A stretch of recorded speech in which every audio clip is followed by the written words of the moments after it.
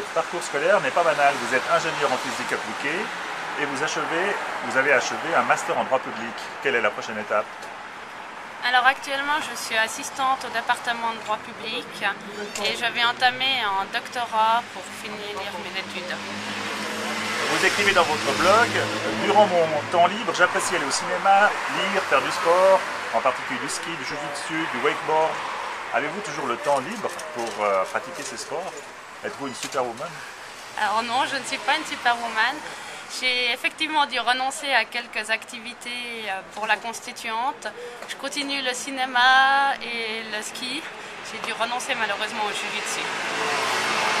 Jeudi, vous serez sans doute élue coprésidente de la constituante genevoise et vous remplacerez Jacques-Simon Aigli. Pourquoi briguez-vous ce poste? Je me suis engagée dans la constituante d'abord pendant une année en tant qu'assistante, ensuite comme constituante, et j'ai envie de davantage m'investir pour laisser mon temps et mes capacités. C'est pour ça que je brigue ce poste. Est-ce que c'est une sorte d'apprentissage? Ça le sera de toute manière, vu que j'avais effectivement jamais eu une telle responsabilité, mais c'est surtout pour faire mon apport supplémentaire. Avez-vous d'autres ambitions politiques? Actuellement pas. J'ai découvert la politique avec la constituante. L'avenir me dira pour le reste. Vous étiez également très actif dans le monde associatif. Avez-vous dû aussi abandonner ces activités?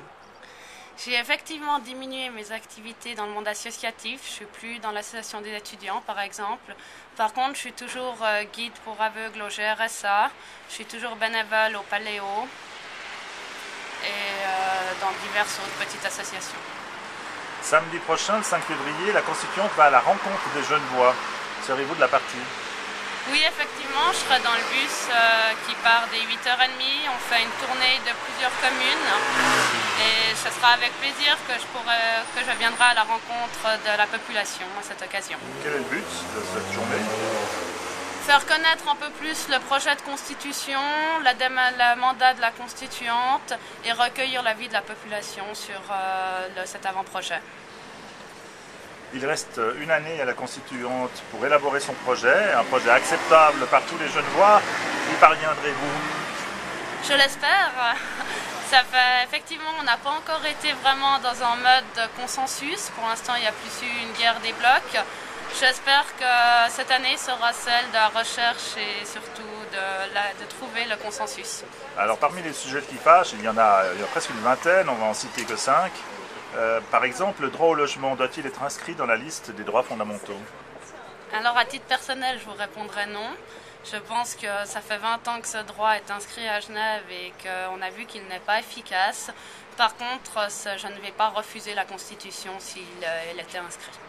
Faut-il accorder le droit de vote aux étrangers sur le plan cantonal? Je ne pense pas. On a accordé en 2005 le droit de vote au niveau communal. L'avant-projet propose de leur donner le droit d'éligibilité.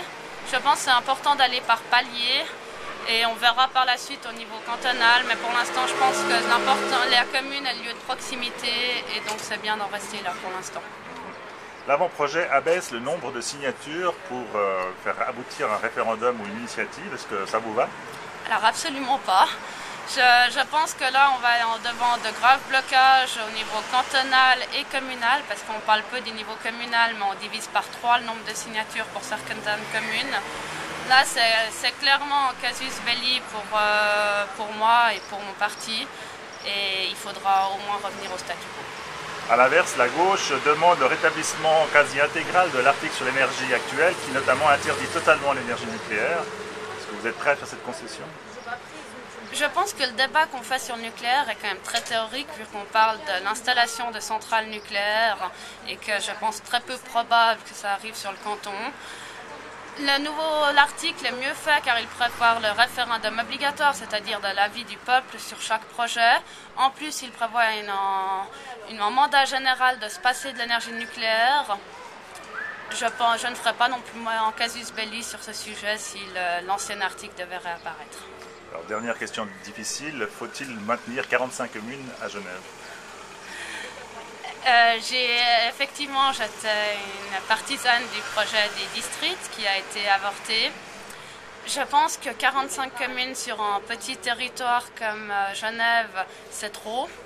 Maintenant, on va mettre certainement une incitation aux fusions, peut-être avec une obligation de réflexion sur les fusions, mais je ne pense pas qu'on va réussir à diminuer ce nombre dans la constituante. Au total, vous êtes plutôt déçue, plutôt heureuse par le processus en cours? Je pense pas qu'on peut être heureux de ce qui s'est passé ces 2 dernières années. Il y avait une année, la première année où la gauche a pris le dessus et la deuxième année où la droite a fait l'inverse. J'espère que ça va s'améliorer. L'avant-projet est tout de même encourageant et c'est ça qui est important pour l'instant. Merci beaucoup. Merci.